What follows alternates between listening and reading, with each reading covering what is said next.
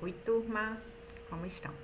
Então, vamos dar prosseguimento aqui às nossas aulas. Essa é a terceira aula teórica de turismo e espaço turístico. E hoje a gente vai falar sobre cidade, memórias e patrimônio, né? Então, hoje a gente vai entender a cidade enquanto valor de uso, né? Ou seja, o uso dessa cidade é o que atribui valor a ela, né? O uso de seus espaços, dos seus patrimônios. Simbora! Mas como a gente vai falar de patrimônio, a gente precisa passar pelo entendimento do que seja memória. E aí vocês vão entender por quê esse vínculo mais pra frente, né? E aí, pra gente entender memória, a gente tem que entender que existe uma memória individual. Então, cada um de nós temos a nossa memória subjetiva e única, porque a memória individual ela é subjetiva e única. E existe a memória coletiva, que a gente vai entender um pouquinho sobre o que é essa memória coletiva que vai nos levar a estes patrimônios também, né? Então, toda memória ela é seletiva, parcial, descontínua e vulnerável a manipulações e usos, seja ela individual, seja ela coletiva, né? Sobretudo, a memória individual é muito seletiva, a gente lembra do que a gente quer lembrar, né? Então, o nosso cérebro ele tem esse poder de apagar o que não gostaríamos de lembrar, né? E lembrarmos do que nós realmente há coisas, né, situações, espaços aos quais nós nos apegamos, né, que tem alguma relevância para a gente. Ela é parcial, toda memória ela é parcial, porque a gente não consegue lembrar de tudo e também a memória coletiva não vai dar conta de tudo, né, que ela vivenciou. Memória é descontínuo, a gente não consegue lembrar da vida da gente numa forma tão linear. Tem vezes que a gente lembra de alguma situação, mas a gente não lembra o ano que se passou, a gente não lembra se foi antes ou depois de um evento X ou Y, né? Ou seja, tem vezes que ela vai e volta no tempo, a gente não consegue ter essa rigorosidade de tal ano eu lembro disso, outro ano eu lembro disso, né? Então ela é descontínua, né? São pontos de memória dentro da vida da gente, a gente não consegue dar conta do todo que a gente vivenciou. E quando se coloca que ela é vulnerável a manipulações e usos, é que muitas vezes a nossa memória ela pode ser vulnerável a nós mesmos. A gente pode se enganar e fazer com que a gente diga assim, eu me lembro disso, mas tem vezes que nem foi tão assim, né? A gente mesmo manipulou a nossa memória para pensar dessa forma. Ou tem vezes que chega, por exemplo, um familiar seu, um amigo seu, e lembra daquilo, daquele fato, aí você dá um gatilho, você pensa que lembra, mas você não lembra. Na verdade, você está fazendo uso do discurso de uma outra pessoa, né? Então, ela sofre essas manipulações, né? Porque memória é falha, né? A gente não é um HD que a gente consiga realmente, como eu disse, lembrar de tudo detalhadamente, né? Com ano específico, hora específica, espaço específico, não necessariamente. Então a gente pode sofrer essas manipulações. Tem vezes que a gente pensa que a gente viveu alguma coisa, mas a gente viu um filme ou foi um amigo da gente que contou e a gente lembrou do que ele contou e pensou que foi a gente que viveu, né? Então tem essas situações. A memória muitas vezes é traiçoeira pra gente, né? Então ela é vulnerável também a esses usos, né? Essas manipulações que a gente faz, que o outro faz, e que não é proposital, digamos assim, não necessariamente manipulações propositais, certo? Memória individual é subjetiva e única, como eu já coloquei, cada um tem a sua, não tem jeito, né? Cada um vai fazer uso de sua memória e lembrar só do que é muito íntimo a você, basicamente, né? E aí, para isso, eu gosto de fazer em sala, esse jogo, digamos assim, né? Mas de tentarmos imaginar qual é a nossa memória de infância. Porque aí lembre-se que memória, essa palavra é uma palavra tão bonita para tantas coisas, né? Existem essas memórias de afeto, né? Então, acho que essas lembranças de infância estão muito vinculadas, né, a essas memórias tão caras a cada um de nós. E aí, eu faço essa brincadeira em sala e eu gostaria que vocês anotassem, pra gente dividir também, pra ficar mais legal também. sobre essas memórias de infância. O que é que vem na sua, o que é mais forte para vocês na memória de infância de vocês? E aí o exercício para vincularmos a nossa disciplina é justamente como era esse espaço. Você consegue visualizar esse espaço onde acontecia essa sua memória de infância, né? Onde se passa isso que é tão forte na sua mente. Eu conto terça-feira para vocês online. Da minha. E aí a gente chega à memória coletiva, né? Se ela é coletiva, ela é compartilhada e ela é solidária, ou seja, todos nós estamos compartilhando uma memória conjunta. Então vamos entender um pouquinho o que seja essa memória coletiva. Mas como assim? A senhora disse que era tão subjetiva, tão única. Sim, cada um de nós vai interpretar uma vivência, por mais que seja uma vivência em grupo, mas da nossa forma. E pra gente vai pesar e vai ter sentimentos e emoções de uma forma única e subjetiva, por mais que a gente esteja vivendo em grupo. Mas aí essa vivência em grupo vai nos trazer uma memória coletiva do que a gente vivenciou enquanto grupo, né? Então é sobre isso que a gente vai falar agora. E aí a gente tem essa definição sobre memória coletiva que seja conjunto de lembranças construídas socialmente e referenciadas a um grupo que transcende o indivíduo, tá? Então não vivenciei sozinho, eu vivenciei em um grupo, né? Então a gente tem relatos de um grupo todo. Eu sou parte desse relato. A minha memória vai ser parte conjunta desse relato, certo? E todos esses relatos juntos, primeiro eles vão ter pontos em comum. Provavelmente o espaço é comum dessa vivência, percebam, né? E aí a gente traz muito para a leitura dessa disciplina, né? Os espaços, as memórias vão se dar num espaço único, por mais que seja um grupo de 5, 10, 20 pessoas, etc. Tá? Então, toda memória, seja ela individual ou coletiva, ela vai estar vinculada a um espaço. Seja um espaço de uma casa, seja um espaço de uma rua, que você compartilhou quando era criança. No meu tempo de infância, a gente ainda brincava muito em rua. Seja num prédio onde você cresceu, seja na escola, seja agora na faculdade, porque vocês estão construindo uma memória coletiva também na UFPB, né? Por que não? Nós todos estamos construindo essa memória coletiva, tá? Então, o espaço da memória coletiva foi, em algum momento, compartilhado, como eu coloquei aqui. Residência, vizinhança, bairro, local de trabalho, certo? Então, a gente construiu coletivamente dentro de um espaço. Para frente. E aí, a memória coletiva é ainda uma corrente de pensamento contínuo, retendo do passado somente o que ainda está vivo ou é capaz de viver na consciência de um grupo. Como assim, professora? A memória coletiva, ela só sobrevive enquanto partes integrantes desse grupo, que viveu aquela coletividade, vivenciou aquela experiência, eles estiverem vivos para contar. Então, necessariamente, essa memória coletiva, em algum momento, ela começa a se apagar, se essas pessoas começam a se afastar e não mais compartilhar essa memória, né? Ou seja, não fazer com que ela permaneça viva, né? Então, ela pode se perder dessa forma, como ela também pode se perder a partir do momento que os integrantes dessa coletividade, eles comecem a morrer.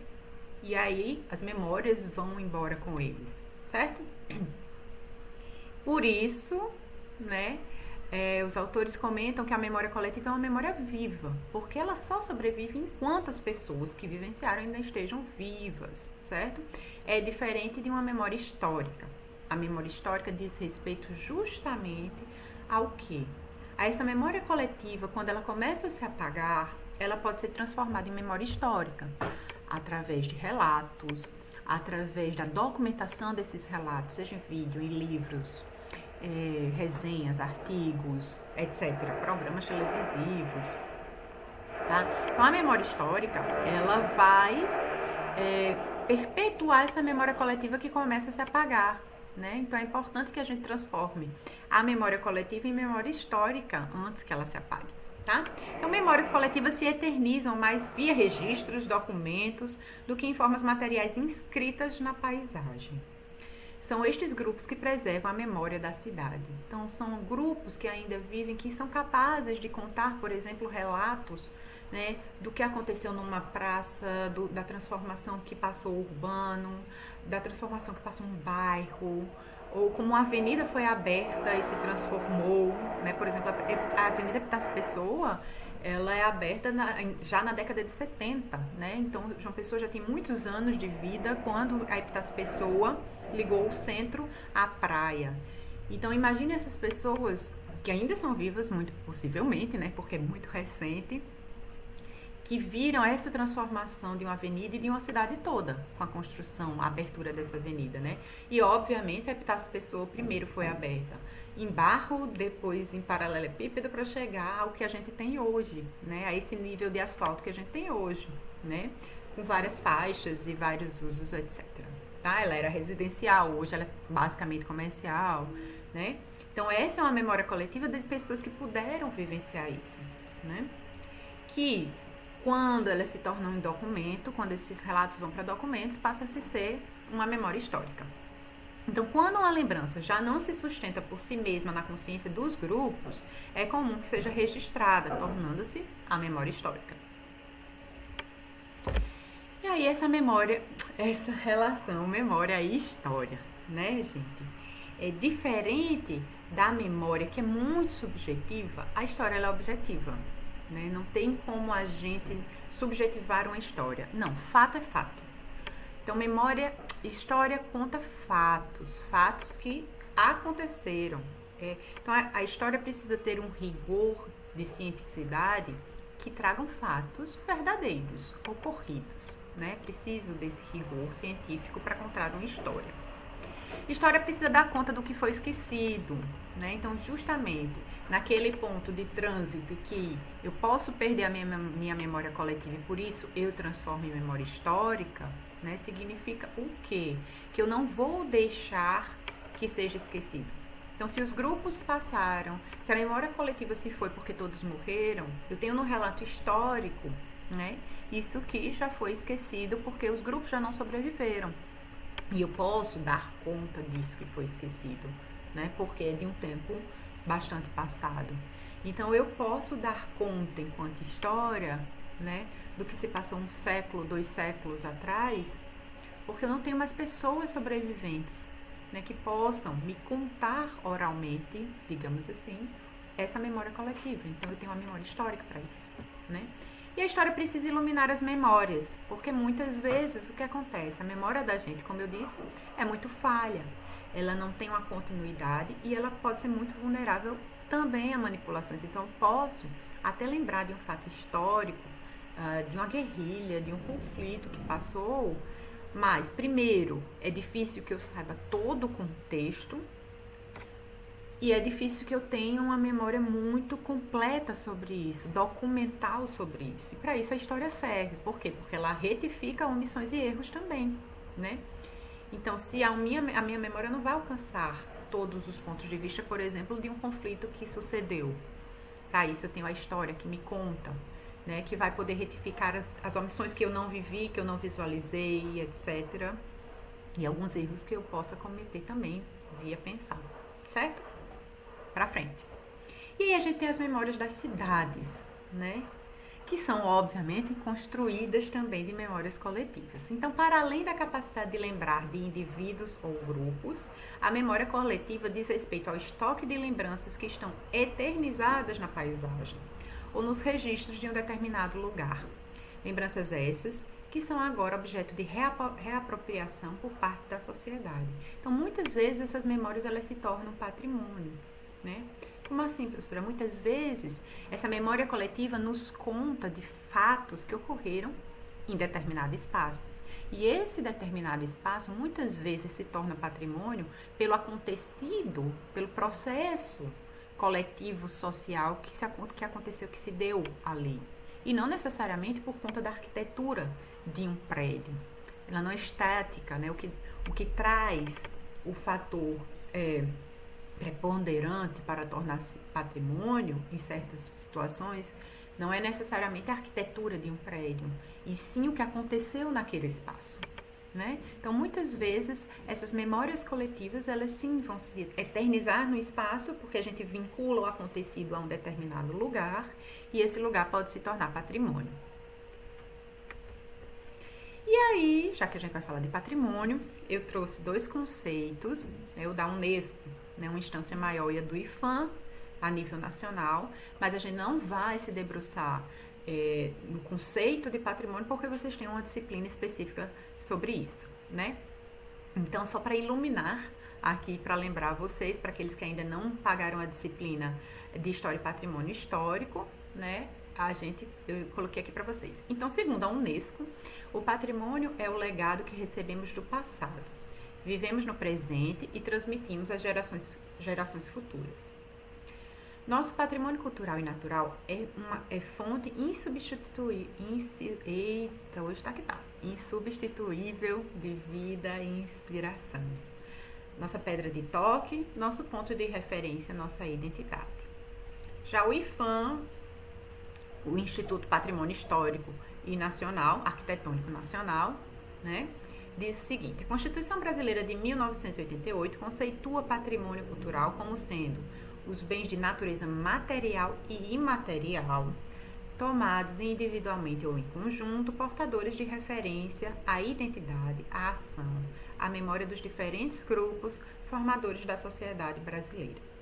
Mas aí é interessante, para a situação que a gente estuda a cidade, né, a gente contextualizar esse patrimônio, porque a gente vai verificar em loco, ou seja, a gente vai verificar no físico como é que se deu essa patrimonialização, né, das cidades e dos espaços.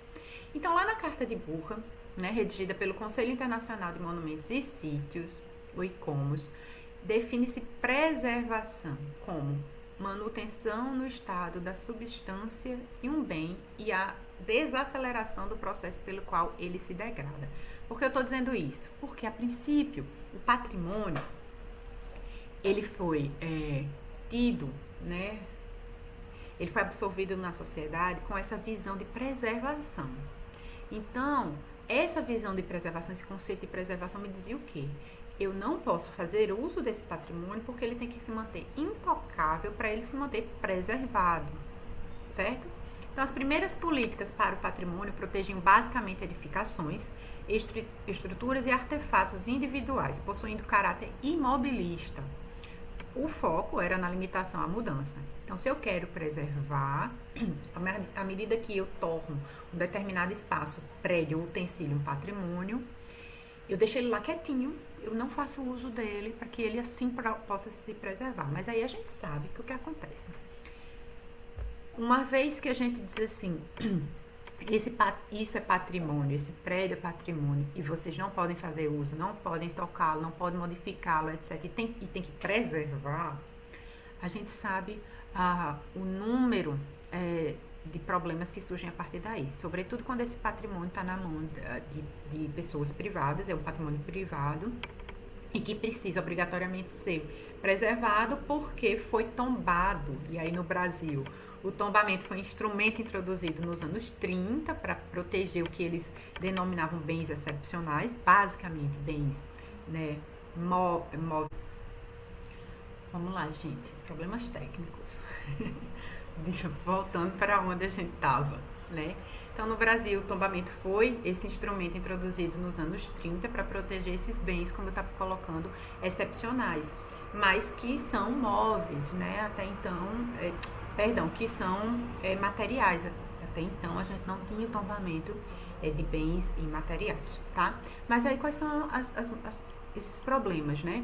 A partir do momento que é dado o tombamento, então, sobretudo quando eu tenho prédios privados, né? Onde os proprietários são pessoas físicas privadas, enfim, não é o Estado. Tem uma problemática grande, por quê?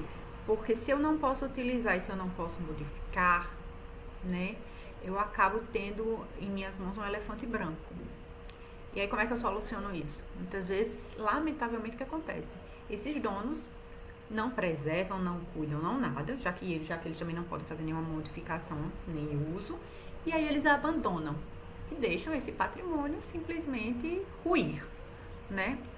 E aí a gente sai do tombamento enquanto palavra figurativa para o literal, né? Eles tombam o patrimônio e ele vai ao chão realmente, né? Então tem essas problemáticas no nosso país, lógico, em vários outros, quando aí no começo, né, a gente tinha essa situação do patrimônio totalmente vinculado a esse caráter imobilista. Eu não mudo, eu não modifico, eu não faço uso, né? Então, limitava toda e qualquer mudança, eu tinha que deixar quieto. Mas, continuando no processo histórico, a partir de 1960, a gente sai dessa visão de preservação, passando a visão de conservação dos patrimônios, o que já muda bastante, né?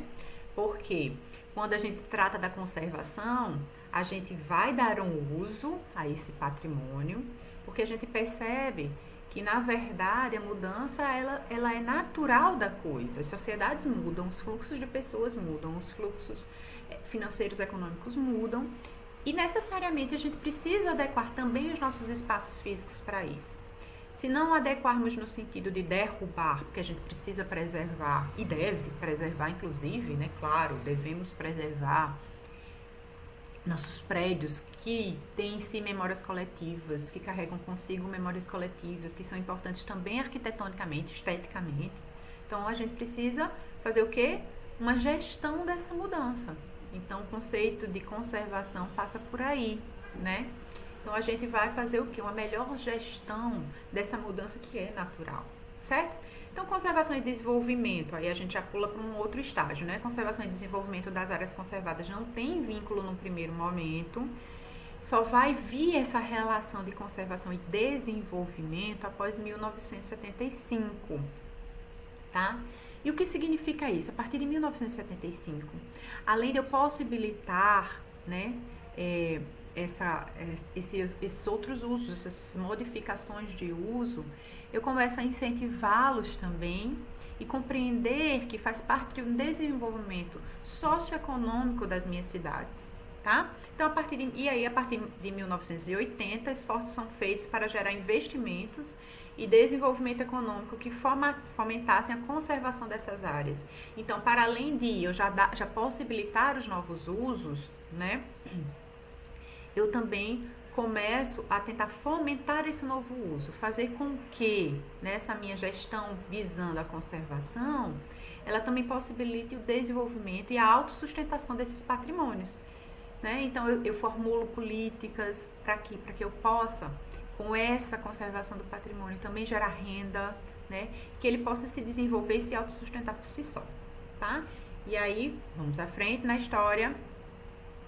Daí eu tenho, né, a reforma urbana. O que é reforma urbana, né? São políticas urbanas de moldes participativos, incluindo atores diversos, né? Então, quando eu digo assim, reforma urbana, né, são quebras de paradigma naquele processo urbano, onde eu tento, né, trazer para o coletivo, né, as decisões, as modificações, os usos, né, ouvir o todo para poder melhor traçar, melhor planejar esse meu desenvolvimento urbano, incluindo aí sim os usos do patrimônio, certo? Então, a reforma urbana brasileira, ela nasce, né, enquanto embrião na Constituição de 1988. Então, vem ali algumas pinceladas do que seria essa reforma urbana brasileira, né, onde o coletivo fosse muito mais participativo nesse desenvolvimento do urbano nacional e do uso e usufruto do patrimônio, né? Mas ela só realmente se estabelece no Estatuto da Cidade lá em 2001. Então, percebam quanto tempo levou para que a gente saísse do papel e conseguisse colocar em um outro papel, mas muito mais direcionado, e que começou a fomentar a prática também, essa reforma urbana, tá? Então, as políticas de patrimônio não se limitam à formulação de estratégias de controle, mas passam a traçar estratégias amplas para o seu desenvolvimento. Isso foi a reforma urbana que a gente teve, né? Um clássico mundial de reforma urbana veio com o projeto estratégico de reabilitação integrada de Barcelona, né?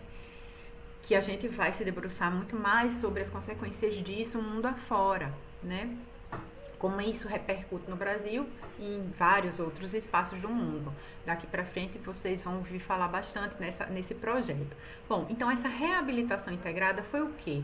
Foi trazer para o desenvolvimento urbano esses patrimônios já existentes, mas que conseguisse conciliar os usos residencial, comercial e fazer com que, né, em teoria, né, essa reabilitação possibilitaria também os diversos, os diversos usos e os diversos atores sociais envolvidos e que pudessem usufruir dessa reabilitação urbana, certo?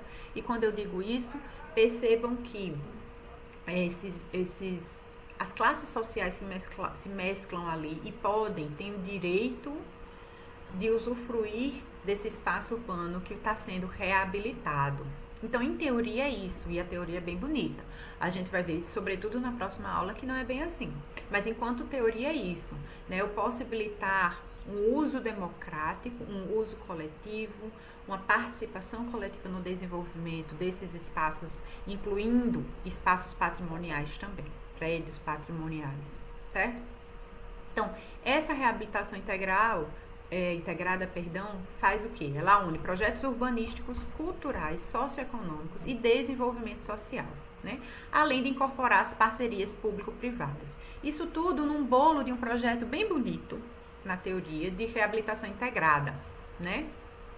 Então, eu trago aí o tracejar desses projetos urbanísticos que vão agregar neles, dentro desse espaço urbano, projetos culturais, projetos socioeconômicos e o desenvolvimento social, o desenvolvimento dessa sociedade que vai usufruir desse espaço, certo? Essa é a minha visão, em teoria, né? E aí foi aonde a gente chegou. O desdobrar disso nos leva ao que a gente conhece hoje como empreendedorismo urbano, porque a partir daí também, quando desses projetos de reabilitação integrada, essas reformas urbanas mais coletivas, participativas, democráticas, elas vão nos levar a parcerias público-privadas, e a parceria público-privada nos leva a esse perfil muito mais de empreendedorismo urbano. É daí também que vem o city marketing, né, o marketing de cidades, quando a gente começa a vender as nossas cidades, né, configurar os nossos produtos, cidades para venda, para atrair investidores para esses espaços, para esse espaço se tornar autossustentável, tá? É aí que a gente começa a desandar, porque a gente sai de uma filosofia de reforma urbana, que em teoria é bonita, e muitas vezes a gente se perde, não todas, mas algumas vezes a gente se perde no meio do caminho, e esse empreendedorismo urbano nos leva a uma visão extremamente econômica da coisa, mas isso fica para a próxima aula, tá? Então, chegamos nesse empreendedorismo urbano, que em teoria não seria negativo, né, se a gente conseguisse conciliar com isso esse desenvolvimento socioespacial, socioeconômico, socioespacial, certo? E aí eu trago aqui para vocês, né, um panorama, né, brasileiro dessa cronologia das políticas de turismo relacionadas a políticas urbanas e políticas de patrimônio, tá? Vocês podem dar uma olhadinha desde os anos 30 até, né, o ano de 2016, a gente tem essa linha temporal aí. Então, lá nos anos 30, a gente tem início das medidas estatais de proteção do patrimônio material brasileiro. Na década de 70, a gente tem programa de reconstrução das cidades históricas, que vai estar intimamente conciliada com o turismo. Por quê? Porque essa reconstrução de cidades históricas tem muito o viés do uso turístico, então se reconstrói para o uso turístico. Aí a gente teve, na década de 90, obviamente, a Constituição de 88. Na década de 90, a gente tem o início do programa de recuperação do Centro Histórico de Salvador e período de emergência das políticas de requalificação urbana no país afora. Ainda em 90, a gente tem o famoso Prodetur.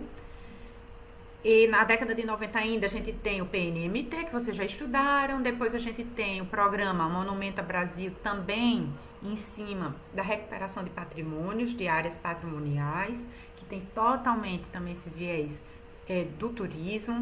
Em 2001 vem o Estatuto da Cidade, com a nossa reforma urbana realmente se implementando. Depois, em 2003, com o surgimento também do Ministério do Turismo, a gente tem o Programa Nacional de Regionalização do Turismo, PRT. Em 2014, aí a gente tem um debate histórico sobre Copa do Mundo no Brasil, né, e todas as transformações do urbano que se fez necessárias, mas que não foram de forma eficaz implementada, muitas delas, enfim, se tornaram elefantes brancos e muitas vezes nem se concluíram, né? E aí a gente ainda tem as Olimpíadas do Rio em 2016, esses 2 mega eventos corroboraram enormemente para transformações no urbano, depositaram uma esperança no turismo advindo desses 2 mega eventos, e a gente tem inúmeras consequências, mas que a gente não vai debater agora, nesse momento, sobre elas. Mas aí, para a gente realmente adentrar nesse uso turístico da memória e do patrimônio, né? Que tem muita carta para manga aí para a gente debater muito sobre isso, né? E vocês têm, como eu já coloquei, uma disciplina só para isso, mas a gente vai também, claro, perpassar aqui, já que a gente está falando de turismo e espaço turístico, né? Então, o turismo contemporâneo, ele valoriza a cultura, isso a gente já sabe, né? E com isso ele valoriza o patrimônio cultural, né? E valoriza essa cultura como mecanismo de diferenciação, né? Então, essa diferenciação é muitas vezes por uma questão econômica de competitividade. Então, o que é que a gente tem com isso? Né? A gente tem práticas culturais capazes de construir marcos de distribuição com grande poder de atração. Ou seja, eu, na minha cidade, vinculando aí empreendedorismo urbano, city marketing, né, e políticas de turismo, né, eu fomento, eu Estado, ou em parcerias público-privadas, né, essas práticas culturais que vão se tornar atrativas, né, elas vão exercer essa atração para que a minha cidade, o meu lugar seja visitado, né, para que essas práticas elas possam ser distribuídas enquanto imagem mundo afora ou nacionalmente, talvez, mas que consigam atrair esse fluxo. E essas práticas culturais, né, elas se distribuem como? Como é que muitas vezes elas acontecem hoje em dia, né? Elas buscam, né, esse capital simbólico, que seria o quê? Esse capital simbólico, fazer com que espaços, culturas, lugares, tradições, eu possa capitalizá-los, transformando-os em economia, em fluxo de pessoas, que vai trazer o quê? Fluxo econômico, tá? Então é isso, eu capitalizar, né, símbolos meus, símbolos culturais, símbolos físicos, enquanto arquitetura, enquanto patrimônio físico, símbolos imateriais, nossas danças, nossos folclores, nossas apresentações, e etc., nossas lendas, e capitalizar tudo isso, tá? Né? Então, eu fazer com que isso me gere renda. Dentro disso, né, muitos países e cidades têm investido em marcas culturais, ou seja, essa simbologia, essa cultura eu acabo fazendo com que ela se destaque e ela se torne uma marca daquele espaço, daquela cidade, né? Então, por exemplo, o samba, as rodas de samba, que você vincula muitas vezes aos morros, e aí eu já trago essa marca cultural para um espaço específico, tá? Percebam aí. Deixa eu tentar outra marca cultural. O carnaval brasileiro é uma marca cultural. E aí eu tenho espaços onde ele se configura, né? Acontece. E aí, com isso, eu gero uma atratividade que gera o fluxo de pessoas, que gera o fluxo de renda, né? Trânsito de divisas aí. E também eu tenho as referências de grife. O que significa referência de grife, professora? Referência de grife, né? Ela está atrelada basicamente a assinaturas. Assinaturas, professora, sim, assinaturas. Depois eu vou fazer um adendo dessa aula só com essas marcas culturais e referências de grife, né? Que mundo afora, né? Artistas consagrados, arquitetos consagrados, ou engenheiros consagrados, ou artistas plásticos consagrados, têm assinado, literalmente assinado, colocado sua assinatura em alguns espaços, ou algumas esculturas, ou alguns monumentos. E essas cidades têm investido na captação dessas assinaturas, porque sabem que essas assinaturas desses artistas todos, esses profissionais todos, têm um valor de atração. esse valor da atração vai fazer com que aqueles espaços que tem essa referência de grife, ou seja, tem essa assinatura de um arquiteto X, de um artista plástico Y, fomente a visitação, né? Seja um atrativo para a visitação, e eu começo a vender esses espaços e essa assinatura como um ponto turístico, como um atrativo turístico, certo? E aí, muitas vezes, né, se tornam esses próprios espaços se tornam ícones globais, algumas vezes ícones locais, algumas vezes ícones globais, que sejam isso, são justamente esses lugares, esses pontos de sustentação que sustentam um atrativo, né, que se tornam por si só atrativos turísticos e que são espalhados mundo afora. Então a gente consegue percebê-los mundo afora, tá? Mas eu vou fazer um adendo à parte agora, só com essas marcas culturais e referências de grife, tá certo? Para vocês entenderem mais direitinho. E aí, como eu finalizo sempre a aula, tá essa colocaçãozinha aqui com essa imagem pra gente refletir. Então, e aí fui eu mesmo que escrevi, né? Depois das leituras para construir essa aula específica para vocês. Então, as incertezas do futuro nos levam a buscar no passado algo sólido. Referências identitárias que nos enraizando nos dê sustentação, né? Então, o que é que eu quis dizer com isso? Muitas vezes,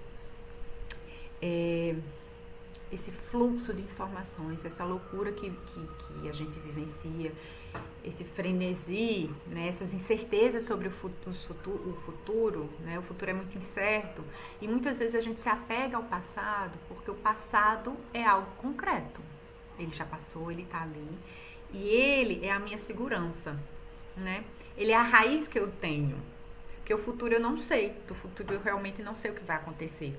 Mas do passado eu sei totalmente. Eu tenho controle dele na minha memória ou em um livro de história totalmente. E muitas vezes a minha identidade, ela finca raízes ali. Então quando eu me fujo ou me perco, eu posso voltar para aquele passado. Porque aquele passado é o que me dá sustentação. Muito interessante todas essas reflexões, são leituras muito interessantes para a gente refletir sobre a própria vida, né? Mas enfim. E aí eu vou deixar essa imagem, terça-feira a gente conversa sobre essa imagem online. Quero que vocês deem seus palpites aí, que imagem é essa do passado, já foi transformada no nosso urbano, tá? Então é isso, gente, aqui as referências e muito obrigada mais uma vez.